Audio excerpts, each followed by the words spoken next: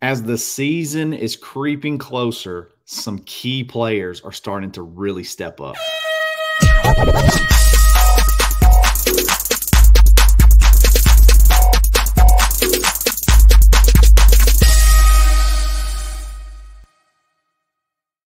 Yes, sir. We're back. It's another episode of the Barn Hoops podcast. It's Kyle Rush, Zep Jasper. Zep, that dang intro gets me fired up. Does it get you jacked up?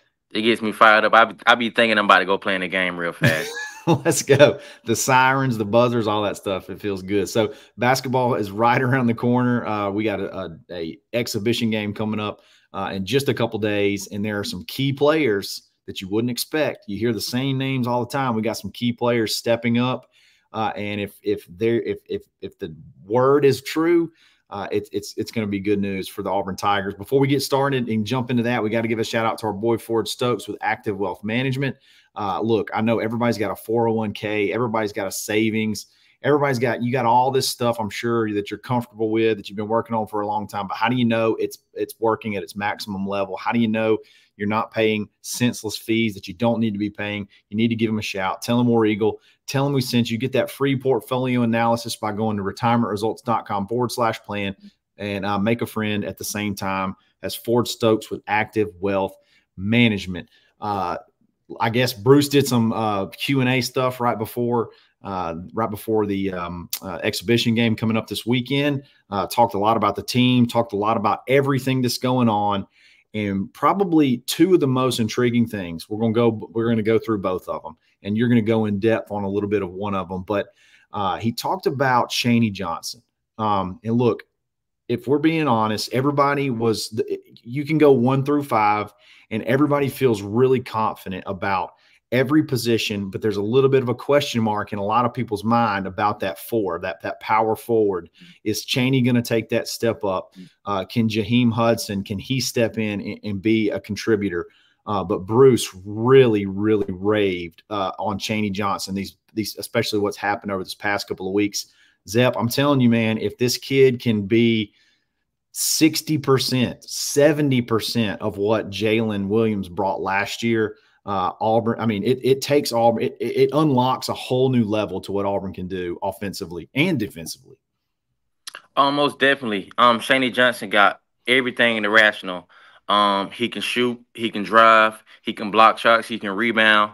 Like you said, if he have 70% of what Jalen Williams did last year, I can tell you this will be crucial. Chaney Johnson is another X factor. I could talk about on this team because he's going to be crucial during the season because he's long, he's wiry. He just does stuff other guys don't do.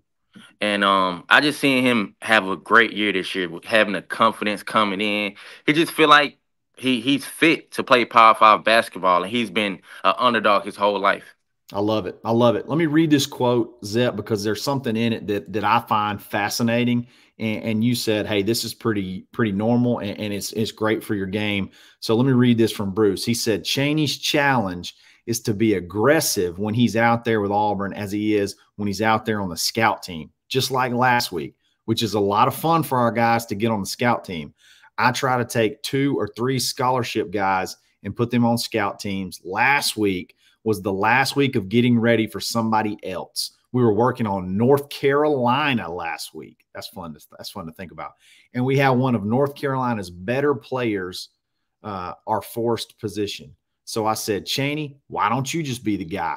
Well, he played great. We couldn't guard him. We couldn't keep him out of the lane. He was driving the ball to the basket. Nobody can stay in front of him. He was aggressive. And I'm like, nobody's saying you can't do that when you're playing for Auburn, which I love. Like, hey, you're doing that on the scout team. Ain't nobody told you can't do that when you're doing the Auburn stuff too. So talk about that. And I like the idea of having 2 or 3 scholarship guys playing on scout team, which is an underrated aspect of this depth piece that Bruce always preaches. Playing on the scout team is always fun because it's like you play freely. It's like you're being the best player on the other team. You're being the LeBron on every college basketball team. I mean, when guys got to play on the scout team, their eyes lit up because it was like, I'm finna have some fun in practice. I'm finna just go at these guys. I don't care who you are. I don't care if you're Janai. I don't care if you're Miles, Denver, and other guys also. But it's just always fun doing those type of things, being on a scout team and just getting the team prepared to play against great guys in college basketball.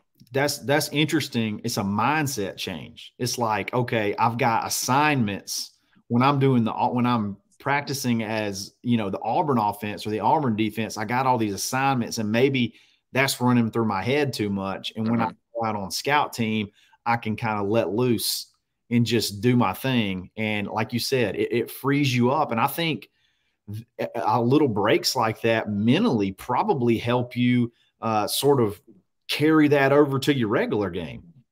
Most definitely, it helps you carry over to the regular game because you can have a drought in practice and in games. When you get on the scout team and your confidence level boosts up after missing so many shots during the game or during practice, it's just like your level goes up and it goes up and up, especially playing against guys that are good. You're playing against the team. You're playing against Auburn. You're having the mindset of stopping someone. Auburn plays defense to stop every single possession. So scoring on those guys and feel like they can't stop you, that just gives you unlimited confidence in every single aspect of your basketball game.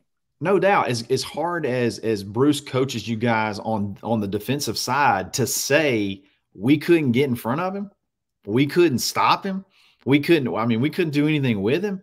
I mean, you're balling out. If you're able to do that and enforce your will on the starters of a Bruce Pearl defense, like clearly you got something going in the right direction. So there's another guy we're going to talk about that I think takes Auburn to another level. But if Chaney is taking that jump that he sort of started to show towards the end of last season, if that's about to carry over right at the start of this season, like he's the difference in, I legitimately believe this, like him playing at a high level is the difference in maybe, 3 or 4 wins, I think, maybe more as far as like just based off of his performance. So I think that's massive. And that's a very unique little nugget. The idea of this whole, how the scout team is utilized. So I think that's fascinating. Another guy, this Zep really fires me up, but he was asked about JP Pegues. And he didn't shy away. He said, look, he had a good summer and then he regressed for a couple of weeks. And I think he got a bum hand, a little bit of an injury on his hand. He said, but this last couple of weeks, he's really starting to turn it on to the point where it's looking like I'm getting up to speed. I'm able to, I may see a light at the end of the tunnel as far as the next couple of weeks in being able to compete with this out of conference schedule and in the SEC. Talk about how massive is it going to be if you actually get JP to give not just role player minutes at point guard, if he can be a difference maker at point guard on this Auburn basketball team. Oh, it's going to be a huge difference maker because he's going to open the floor. Having a guard with the capability of passing, scoring, shooting, you can't beat that. And you can't beat a veteran guard being a 5th-year guard. It's just going to be crucial. I think the time he missed with his hand, with his thumb, with him being out, I think it gave him time to slow up the game, to actually learn the game, to watch practice and try to figure out what can he do better. Yeah. How can he do things, his weakness that he was struggling with? I think it slows your mindset up and it gets you to improve your game, just sitting out and watching the guys. There's no doubt that's got to be playing a huge role. Imagine like going in there and like you start to see, oh man, I might be out of my league. Like I might be, and then you start pressing and then you start trying to do stuff that's outside of what your abilities are. And then you're like, then now it's a mental thing. Like you said, now it's like in my head, if I'm going to turn it, I don't want to turn it over. Or, oh, I don't want to miss a shot and ruin a possession. Now it's become a mental thing. Maybe, like you said, having that little injury, having time to kind of sit back and sort of take it in, let things slow down because it's just been go, go, go, go, go since you've been here. Get up to speed, get up to speed, get up to speed, putting pressure on myself to get up to speed. This little being sidelined for a little bit might be a blessing, might have been a blessing in disguise. Oh, without a doubt, it's a blessing in disguise because, like you said, you hit it right on the nail. Once you start figuring things out, and once you start seeing, you just like he probably struggled in practice, and he probably was trying to figure stuff out. Like, oh man, I got to do this, I got to do this, I got to pass better, I got to shoot better. I came in here, I'm a fifth-year guard, and I can't make the right reads. Coach is gonna be yelling at me, so it's like you're pressing, and pressing, and the only thing you know in your mind is, I'm messing up. I'm this Yep. big time transfer. I got a lot of NIL value, and I came in not being the player I was supposed to be. So what can I do? And this time here has given me time to develop my game. It only takes a couple of days to learn new things. So his couple of days, he could learn the smallest little details, and that smallest little details could help you out super, super big. Oh From yeah. passing, shooting, reading the floor, passing with your left hand. So I think he just had that time to develop the simple things, not the big things. The simple things are the things that are going to get you to get the wins in. No doubt, because y'all are going hard. As soon as school starts, really even before school starts in August, y'all are already going hard, and he's already been here getting after it. So like there doesn't really seem like there could be a break. So if you've already kind of putting pressure on yourself and you're struggling a little bit, I can see where having this little break with this injury, even though it sidelines you, it could be a blessing for him. Another thing Bruce talked about, Zep, this is this little secret that we've been talking about, something to be looking for. He talked about Janai and Dylan being on the court at the same time, and this is what he said. He said they were asking about Janai in his shooting range and playing time and what position he's going to be playing this year. Or is there going to be any changes there? And he said Janai is going to continue to be an inside-out player, both offensively and defensively. And, Zep, and we will have Janai and Dylan on the floor at the same time for periods of time during the course of the game. Hey, if that's the case, like just don't come past the 3-point line. Just start jacking it up and then turn around and run to the other side because you're not scoring inside if that's the case. Almost definitely not scoring inside if that's the case. Like I say, Janai and Dylan, they both are shot blockers. Especially Dylan, he's a guy who that's just what he wants to do. He wants to get that block shots to get his energy. He feeds off block shots. Yes. And Janai, he has come naturally to the game, blocking with his left and right-handed. But I see both of those guys being on the court, and I look forward to seeing those guys the first regular season game. I predict first game. First game. I picked Janai at the 4, Dylan at the 5. Mark my words. Okay, let's see it. Hey, did Dylan ever throw your stuff in the stands in practice? Dylan, I know he probably tried for a lot. Most definitely he tried. You do one pump fake, Dylan is gonna try to block the crap out of your shot. When I tell you, Dylan will try to block your shot so bad, that's just what he does. He wants to break your soul. I feel like you can throw a penny in the air, he's still gonna try to block it. You can throw a pencil in the air, he's still gonna try to block it. That's one thing about him. I love it. So a lot of good stuff. It's great to hear the good news about JP sort of getting back up to speed.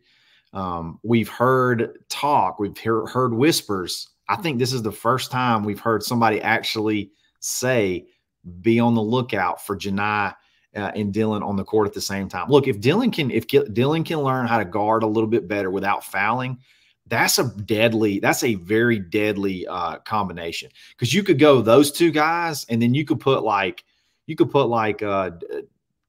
Pettiford, Kelly, and Denver out on the court at the same time. Like you could go small real fast at guard and then have those guys out there. And it's just like, I don't even know what you do. Like the spacing and everything that you could possibly have, like I mean, you can shoot until you get tired. I feel like you just get rebounds, kick it back out, just shoot until you get You can tired. space the floor out so much. Especially with playing with three guards, it's always good to play with three guards because the pace, the flow, it just have things off balance, especially with a big man who can set screens and catch lobs, but also shoot threes also.